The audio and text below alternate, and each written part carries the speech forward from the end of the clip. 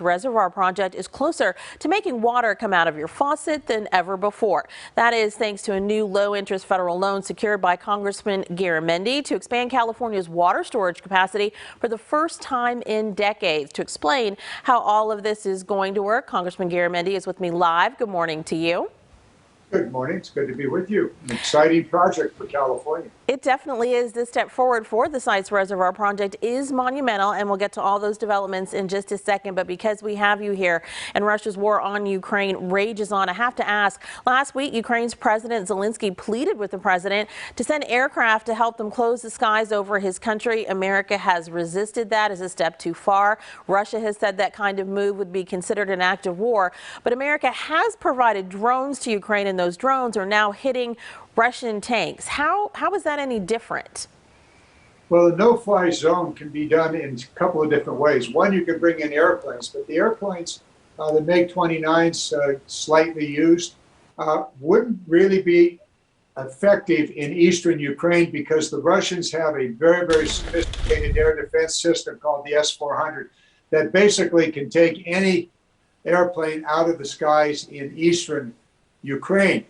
However, we are making available from a variety of sources, actually Russian-made air defense systems that were in the eastern NATO countries. Those are very, very effective, and together with the Stinger missiles for the low-flying aircraft, are able to have a relatively effective no-fly zone over Kiev and some other areas in the eastern part of the country.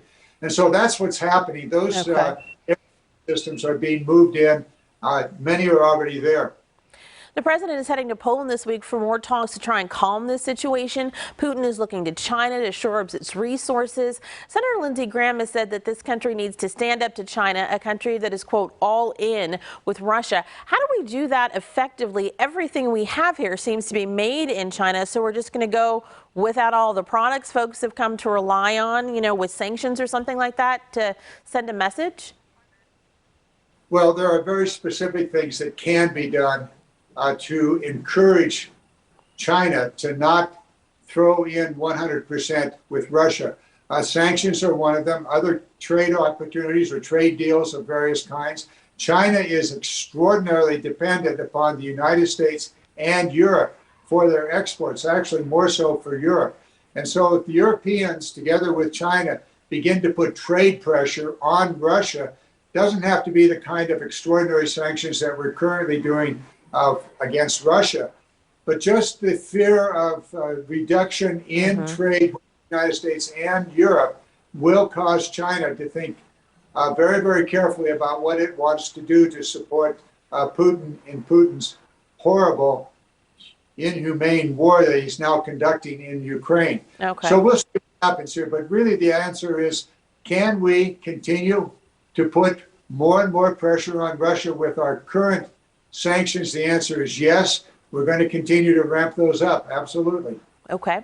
Turning back now, Congressman, to your major accomplishment last Thursday, $2.2 billion worth of low-interest federal help secured for the much talked about and much delayed Sites Reservoir. This comes just as urban water users and farmers heard from the state they would only get 5% of what they'd hoped for above the critical supplies for health and safety needs like bathing and drinking. What is this funding going to change? Well, the Sites Reservoir project's been discussed maybe for 50 years. When I became the representative of that particular area, we put it into gear and created a joint powers agency. That joint powers agency was not in line for the water infrastructure loans from the federal government. But working on this over the last 4 or 5 years, we've changed the law. We've encouraged the federal government to bring this project on. It's an extremely important one, a very large 1.5 million acre-foot reservoir offstream, so it doesn't affect any of the rivers and any of the salmon or other species. So this money completes the financing. There's one additional thing that has to be done by the state of California, and that is for the state of California Department of Fish and Wildlife to make a decision about when water can be taken out of the Sacramento River, put into this offstream reservoir, stored for use in droughts just like we're going to have this week. Unfortunately, that reservoir is probably 5 years away.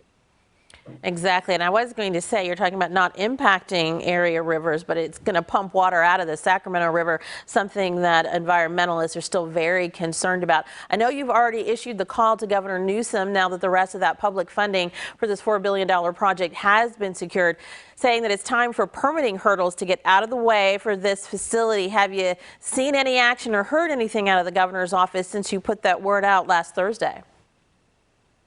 No, not since last Thursday, although the governor has several times in the past spoken in strong support of Sites Reservoir, and good for him. Now it's time for his administration to get itself in gear, make the decisions. And there are obvious times when there's a lot of water, you have flood flows in the river.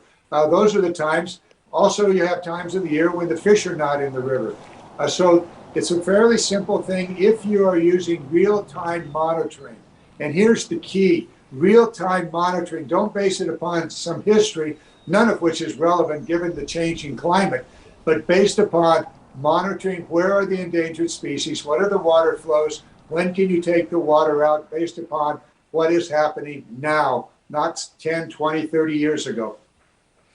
Well, it is going to be of much interest to all of the folks who are dealing with not having the water they had hoped for right now. But as you mentioned, 5 to 10 years before we get this up and running, even with the money now secured. So a lot of people are going to have their eyes on this. Thank you so much for joining us this morning.